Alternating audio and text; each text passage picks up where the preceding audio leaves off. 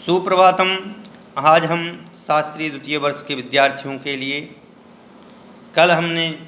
आज हमने एक क्लास में समभिरूढ़ न्याय की चर्चा की थी।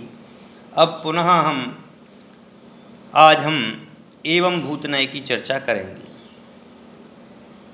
कि जो वस्तु जिस पर्याय को प्राप्त हुई है उसी रूप निश्चय करने वाले न्याय को एवं भूत न्याय कहते हैं।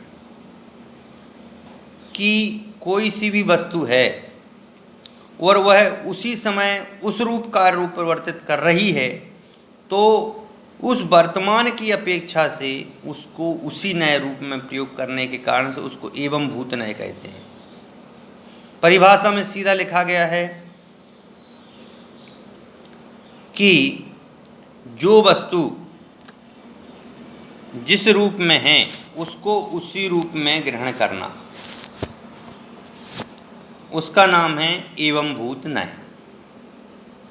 आशा यह है कि जिस शब्द का जो वाच्य है उस क्रिया के प्रणमन के समय ही उसी शब्द का प्रयोग करना युक्त है, अन्य समय में नहीं।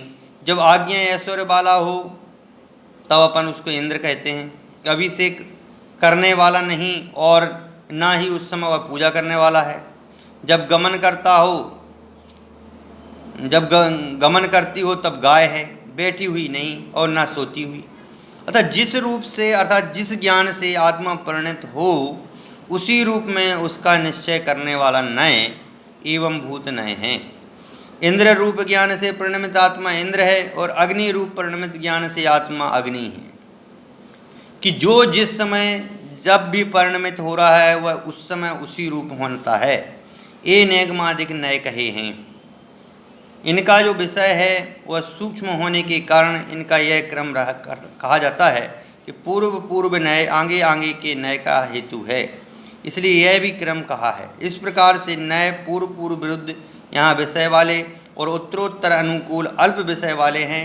द्रव्य की अनंत शक्ति है, इसलिए प्रत्येक शक्ति की अपेक्षा से भेद को प्राप्त होने से अनेक विकल्प हो जाते हैं।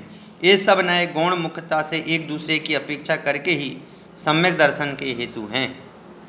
जिस प्रकार पुरुष की अर्थक्रिया और साधनों की सामर्थ्य बस यथायुग निवेशित किए गए तंतु आदि पर आदि संज्ञा को प्राप्त होते हैं और स्वतंत्र रूप में कार्यकारी नहीं होते हैं, उसी प्रकार से हमारे लिए यह नए ज्ञान के संबंध में समझना चाहिए। और यह नए ज्ञान का स्वरूप हमें तभी समझ में आ सकता है जब हम इसको अध्ययन करेंगे, चिंतन करेंगे, इसका पठन करेंगे, तब हमें इसी नए ज्ञान के स्वरूप के संबंध में ज्ञान हो सकेगा।